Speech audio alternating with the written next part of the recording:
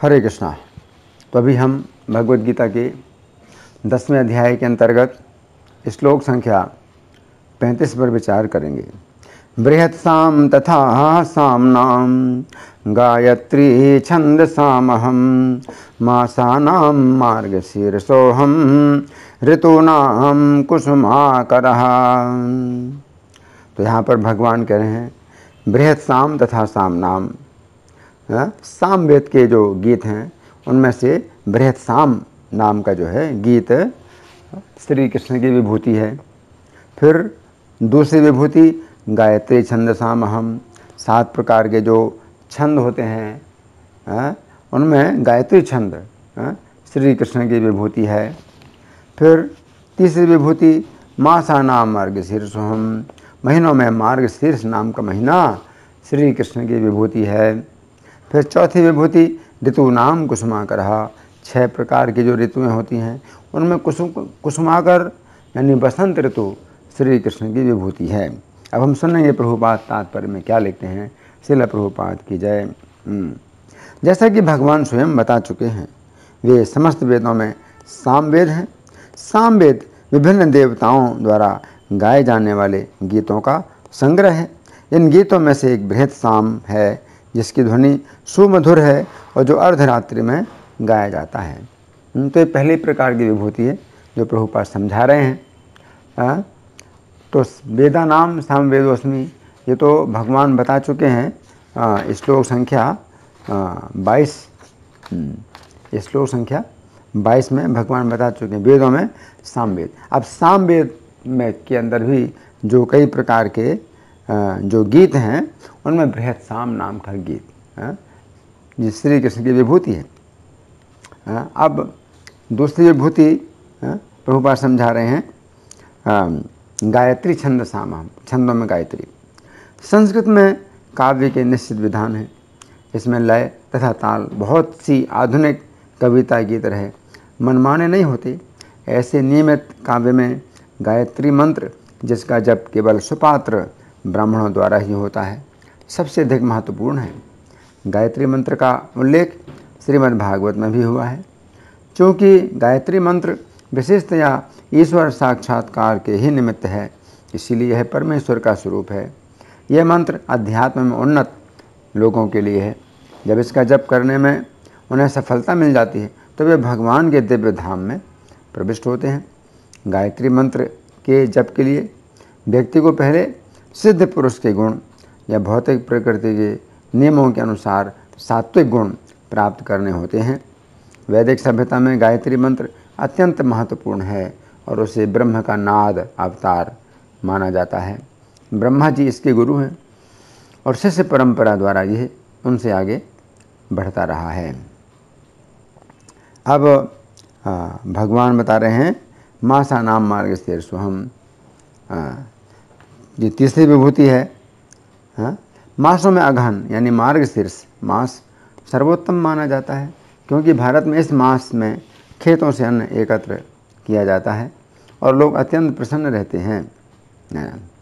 तो ये हो गया तीसरी विभूति। अब चौथी विभूति है ऋतूनाम कुसुमाकरः। ऋतुओं में बसंत ऋतु। तो प्रभुपाद लिखते हैं निस्संदेह बसंत ऐसी ऋतु है जिसका विश्व भर में सम्मान होता है, क्योंकि यह ना तो बहुत गर्म रहती है ना सर्द, और इसमें वृक्षों में फूल आते हैं। बसंत में कृष्ण की लीलाओं से संबंधित अनेक उत्सव भी मनाए जाते हैं।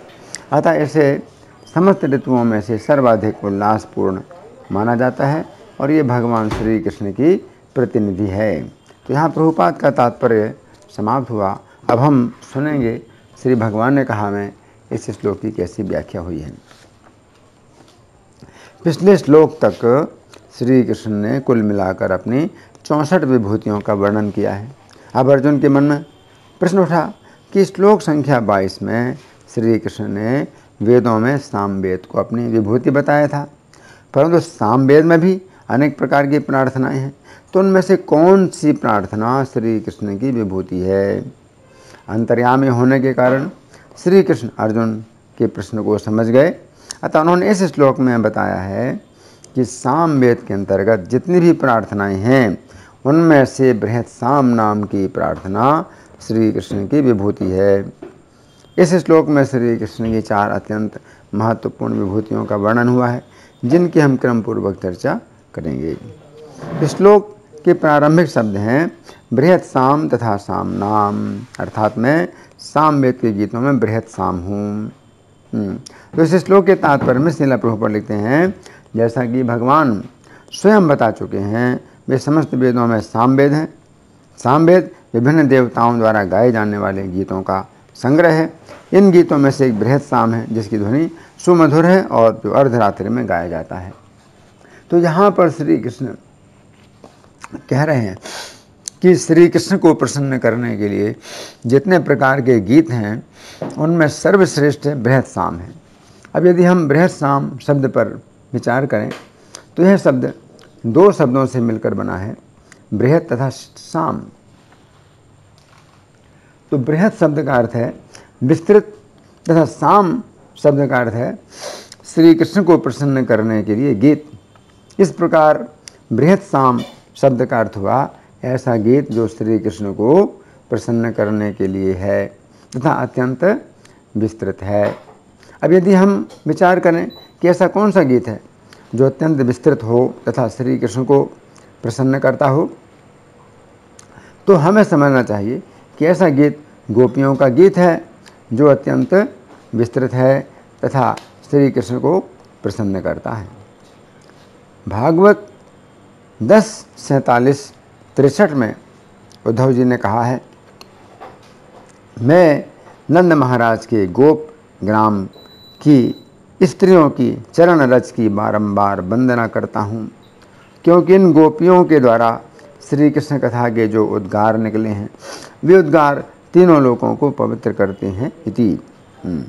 तो ये बात समझने की है कि वेदों की ऋचाओं के द्वारा जो भी प्रार्थनाएं हुई हैं, उनसे श्री कृष्ण प्रसन्न होते हैं, परंतु जिस समय वे गोपियों के द्वारा अपने विषय में उद्गारों को सुनते हैं, उस समय वे वेदों की उन प्रार्थनाओं को भूल जाते हैं, क्योंकि गोपियों के गीत में जो प्रेम भावना भरी हुई है, उस भावना से श्री कृष्ण गोपियों के इतने अधिक ऋणी हो जाते हैं कि उन्होंने भागवत 10:32-22 में गोपियों से कहा कि हे देवियों, मैं आप लोगों की प्रेम भावना के ऋण को ब्रह्मा के जीवन काल की अवधि तक भी चुका नहीं पाऊंगा।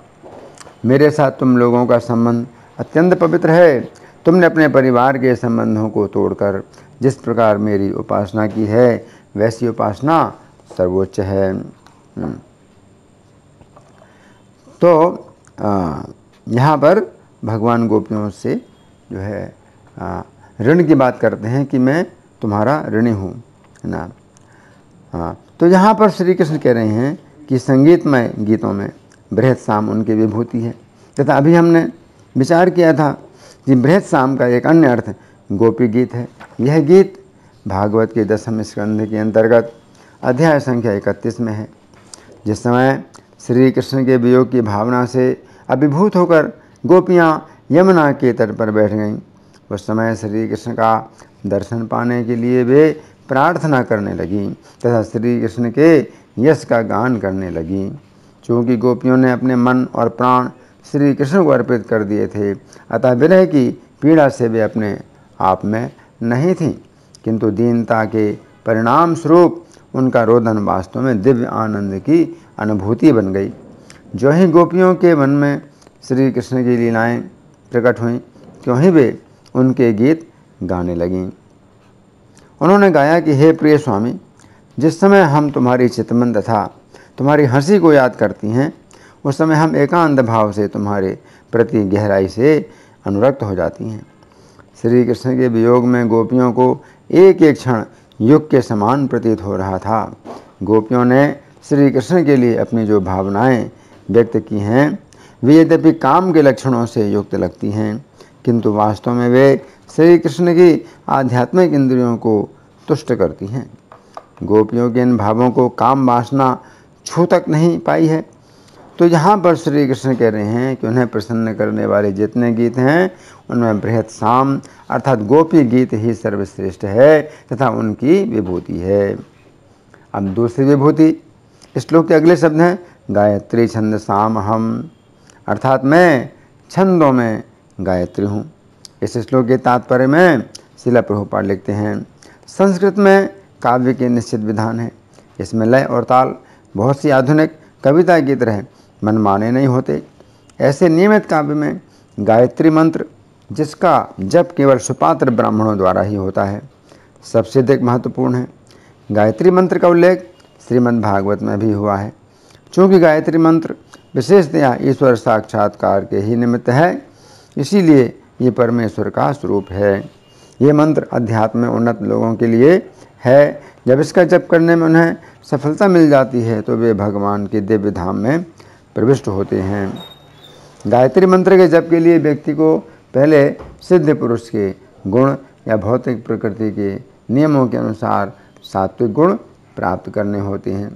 वैदिक सभ्यता में गायत्री मंत्र अत्यंत महत्वपूर्ण है और उसे ब्रह्म का नाद अवतार माना जाता है। ब्रह्मा जी इसके गुरु हैं और शिष्य परंपरा द्वारा ये उनसे आगे बढ़ता रहा है इति। तो यहाँ पर श्री कृष्ण कह रहे हैं कि सभी प्रकार के छंदों में गायत्री उनकी विभूति है। अब यदि हम छंद शब्द पर विचार करें तो छंद शब्द का सामान्य अर्थ है ऐसा वेद मंत्र जो पद्य के रूप में है, परंतु छंद शब्द का एक अन्य अर्थ है पवित्र रचना। अब यदि हम गायत्री शब्द पर विचार करें तो ये शब्द दो शब्दों से मिलकर बना है, गाय तथा त्रि। गाय शब्द का अर्थ है गाने वाला, गायक, तथा त्रि शब्द का अर्थ है रक्षा करने वाली। इस प्रकार गायत्री शब्द का अर्थ हुआ ऐसी पवित्र कविता जो गाने पर गायक की रक्षा करती है। हमें समझना चाहिए कि गीता के 18 नामों में से तीसरा नाम गायत्री है। तो यहाँ पर श्री कृष्ण कह रहे हैं कि जितनी भी पवित्र कविताएं हैं उनमें गीता नामक कविता सर्वश्रेष्ठ है, क्योंकि गीता का गान करने से गायक की रक्षा होती है। तो यहाँ पर श्री कृष्ण कह रहे हैं कि पवित्र गीतों में गायत्री उनकी विभूति है जो गाने पर गायक की रक्षा करती है। पद्म पुराण के उत्तरखंड के अंतर्गत अध्याय संख्या 184 में वर्णन आता है कि काशी में धीर बुद्धि नाम का एक ब्राह्मण गीता के 10वें अध्याय का सदा गान किया करता था। इस प्रकार के गायन का परिणाम ये हुआ कि उसे सदा श्री कृष्ण का ही दर्शन होता रहता था। उसकी स्नेहपूर्ण दृष्टि जब कभी किसी देहधारी के शरीर पर पड़ जाती थी तब वो चाहे शराबी और ब्रह्म हत्यारा ही क्यों ना हो, मुक्त हो जाता था। इस घटना से पता चलता है कि श्री कृष्ण के मुख से निकली हुई गीता इतनी अधिक पवित्र है कि धीर बुद्धि नामक ब्राह्मण जिस समय गीता का गान करता था उस समय केवल उसी की रक्षा नहीं होती थी, बल्कि वो जिसके भी ऊपर अपनी दृष्टि डालता था उसकी भी रक्षा हो जाती थी। तो यहाँ पर श्री कृष्ण कह रहे हैं कि सभी प्रकार के गानों में भगवद गीता उनकी विभूति है। अब तीसरी विभूति, श्लोक के अगले शब्द हैं मासानाम मार्गशीर्षः अहम, अर्थात समस्त महीनों में मैं मार्गशीर्ष अगहन हूँ। इस श्लोक के तात्पर्य में श्रील प्रभुपाद लिखते हैं मासों में अगहन यानी मार्गशीर्ष मास सर्वोत्तम माना जाता है, क्योंकि भारत में इस मास में खेतों से अन्न एकत्र किया जाता है और लोग अत्यंत प्रसन्न रहते हैं इति। तो यहाँ पर श्री कृष्ण कह रहे हैं कि सभी महीनों में मार्गशीर्ष का महीना उनकी विभूति है। ये बात समझने की है कि सभी प्राणी अन्न से ही जीवन धारण करते हैं तथा वह अन्न आजकल की फैक्ट्रियों से उत्पन्न नहीं होता है, बल्कि श्री कृष्ण के द्वारा ही पृथ्वी से उत्पन्न होता है। अब विचार करने की बात यह है कि जिस अन्न को हम लोग वर्ष भर खाते हैं वो अन्न इसी मार्गशीर्ष के ही महीने में एकत्रित होता है। श्री कृष्ण इस महीने में हमें अन्न का इतना बड़ा भंडार प्रदान करते हैं जिसे हम वर्ष भर खाते हैं। जिस प्रकार हम अन्न का भोजन ग्रहण करते समय विशेष रूप से ऐसी प्रार्थनाएं करते हैं जिनमें हम श्री कृष्ण को धन्यवाद देते हैं कि उन्होंने हमें अपनी कृपा अन्न के रूप में प्रदान की है, इसी प्रकार हमें इस महीने को धन्यवाद देना चाहिए कि श्री कृष्ण हमें इसी महीने में वर्ष भर खाने के लिए अन्न का भंडार प्रदान करते हैं। इस प्रकार मार्गशीर्ष का महीना सर्वश्रेष्ठ है। तो यहाँ पर श्री कृष्ण कह रहे हैं कि महीनों में मार्गशीर्ष का महीना उनकी विभूति है। ये बात समझने की है कि मार्गशीर्ष के शुक्ल पक्ष की एकादशी के दिवस पर श्री कृष्ण ने अर्जुन को गीता का उपदेश दिया। तो जिस प्रकार सभी शास्त्रों में गीता श्रेष्ठ है, उसी प्रकार सभी महीनों में मार्गशीर्ष का महीना श्रेष्ठ है, क्योंकि इसी महीने में श्री कृष्ण ने अर्जुन को गीता का उपदेश दिया था। तो यहाँ पर श्री कृष्ण कह रहे हैं कि महीनों में मार्गशीर्ष का महीना उनकी विभूति है। ये समझने की बात है, किसी महीने में ब्रज की कन्याओं ने श्री कृष्ण को पति रूप में प्राप्त करने के लिए कात्यायनी का व्रत किया था, क्योंकि ये महीना श्री कृष्ण को विशेष प्रिय है। मार्गशीर्ष की पूर्णिमा के दिवस पर ब्रज की कन्याओं को श्री कृष्ण पति रूप में प्राप्त हुए तथा उन्होंने श्री कृष्ण से वर प्राप्त किया कि वे 3 मास व्यतीत होने पर वृंदावन के रास मंडल में श्री कृष्ण के साथ क्रीड़ा करेंगे। तो यहाँ पर श्री कृष्ण कह रहे हैं सभी मासों में मार्गशीर्ष मास सर्वश्रेष्ठ है, क्योंकि इसी मास में ब्रज कन्याओं को श्री कृष्ण पति के रूप में प्राप्त हुए थे। अब चौथी विभूति, इस श्लोक के अंतिम शब्द हैं ऋतु नाम कुसुम आकरहा, अर्थात मैं समस्त ऋतुओं में फूल खिलाने वाली बसंत ऋतु हूँ। इस श्लोक के तात्पर्य में श्रील प्रभुपाद लिखते हैं, निस्संदेह वसंत ऐसी ऋतु है जिसका विश्व भर में सम्मान होता है, क्योंकि ये ना तो बहुत गर्म रहती है ना सर्द, और इसमें वृक्षों में फूल आते हैं। वसंत में श्री कृष्ण की लीलाओं से संबंधित अनेक उत्सव भी मनाए जाते हैं, अतः इसे समस्त ऋतुओं में से सर्वाधिक उल्लासपूर्ण माना जाता है और ये भगवान श्री कृष्ण की प्रतिनिधि है। तो यहाँ पर श्री कृष्ण कह रहे हैं कि बसंत ऋतु सभी ऋतुओं में उनकी विभूति है। ये बात समझने की है। ये बसंत ऋतु इस भौतिक जगत में आध्यात्मिक जगत का एक नमूना है। आध्यात्मिक जगत में सदा बसंत ऋतु ही रहती है। इस ऋतु में बिना ही जल के सभी वनस्पतियाँ हरी भरी और नवीन पुष्पों तथा पत्रों से समन्वित हो जाती है। इस ऋतु में प्रायः सभी प्राणियों को आनंद होता है। तो भागवत के तीसरे स्कंद के अंतर्गत अध्याय संख्या 15 में वर्णन आता है कि वैकुंठ लोक में अनेक वन हैं जो अत्यंत शुभ हैं। उन वनों के वृक्ष कल्प वृक्ष हैं जो सभी ऋतुओं में फूलों तथा फलों से लदे रहते हैं।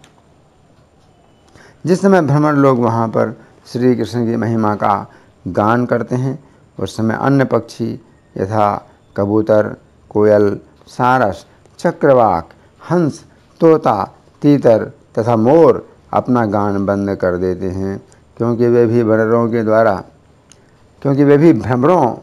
के द्वारा श्री कृष्ण का गुणगान सुनने में बेसुध हो जाते हैं। यद्यपि मंदार, कुंद, कुर्बक, उत्पल, चंपक, अन्न, पुरनाग, नाग केसर, बकुल, कुमुदिनी तथा पारिजात जैसे फूलों के वृक्ष दिव्य गंध से पूरित हैं, फिर भी वे तुलसी के द्वारा की गई तपस्या की प्रशंसा करते हैं, क्योंकि श्री कृष्ण स्वयं तुलसी के पत्तों की माला धारण करते हैं। इस वर्णन से पता चलता है कि वैकुंठ में सदा बसंत ऋतु का ही प्रभाव रहता है। गर्ग संहिता के माधुर्य खंड के अंतर्गत अध्याय संख्या 12 में वर्णन आता है कि एक बार श्री कृष्ण बरसाने में राधा रानी तथा उनकी सखियों के साथ बसंत उत्सव मनाने के लिए आए। उस समय अबीर और केसर के रस से उनका पूरा शरीर लिप्त हो गया। श्री कृष्ण ने अपने बाएं हाथ में नई पिचकारी ले रखी थी। राधा रानी के आदेश से सखियों ने रंग मिश्र जल और चंदन के पंख का अधिक मात्रा में संचय किया था। उस समय ब्रज कन्याएं अपने हाथों में चंदन, अगर, कस्तूरी, हल्दी तथा केसर के घोल से भरी हुई डोलचियाँ लिए हुए थीं। वे कन्याएं हास्य से युक्त बसंत के गीत गा रही थीं। अबीर, गुलाल,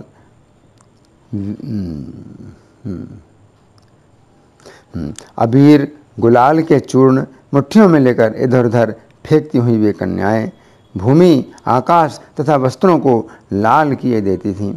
वहाँ पर अबीर की करोड़ों मुट्ठियाँ एक साथ उड़ती थीं। सुगंधित गुलाल के चूर्ण भी कोटि कोटि हाथों से बिखेरे जाते थे। उस समय ब्रज गोपियों ने श्री कृष्ण को चारों ओर से घेर लिया तथा उनके मुख पर अबीर और गुलाल पोत दिया। फिर सारे अंगों पर अबीर गुलाल की वर्षा की तथा केसर युक्त रंग से भरी डोलचियों द्वारा उन्हें विधिपूर्वक भिगोया। वहाँ जितनी ब्रज कन्याएं थीं उतने ही रूप धारण करके श्री कृष्ण भी उनके साथ विहार करते रहे। उस बसंत उत्सव में श्री कृष्ण राधा रानी के साथ अत्यंत शोभा पाते थे। श्री राधा ने श्री कृष्ण के नेत्रों में काजल लगा दिया तथा श्री कृष्ण ने भी अपना नया उत्तरीय वस्त्र ब्रज कन्याओं को उपहार में दे दिया। फिर श्री कृष्ण नंद भवन में लौट आए। उस समय समस्त देवता उनके ऊपर फूलों की वर्षा करने लगे। तो यहाँ पर श्री कृष्ण कह रहे हैं कि समस्त ऋतुओं में बसंत ऋतु उनकी विभूति है। इस श्लोक के बंगाली पद्यानुवाद में श्रील प्रभुपाद लिखते हैं, सामवेद मध्य आमी बृहत शेषाम छंदयत तार मध्य गायत्री सेनाम मास गणे आमी हई से अग्रहायन बसंत नाम मोर मध्य ऋतुगण। यहाँ पर श्री कृष्ण अर्जुन से कह रहे हैं बसंत नाम मोर मध्य ऋतुगण, अर्थात हे अर्जुन, जिस प्रकार सभी ऋतुओं में बसंत ऋतु श्रेष्ठ है उसी प्रकार मैं भी सभी जीवों में श्रेष्ठ हूँ, अतः तुम मेरे भक्त बनो। तो इस प्रकार से हम देखते हैं कि भगवान 4 प्रकार की विभूतियों का वर्णन करते हैं। धन्यवाद। हरे कृष्णा।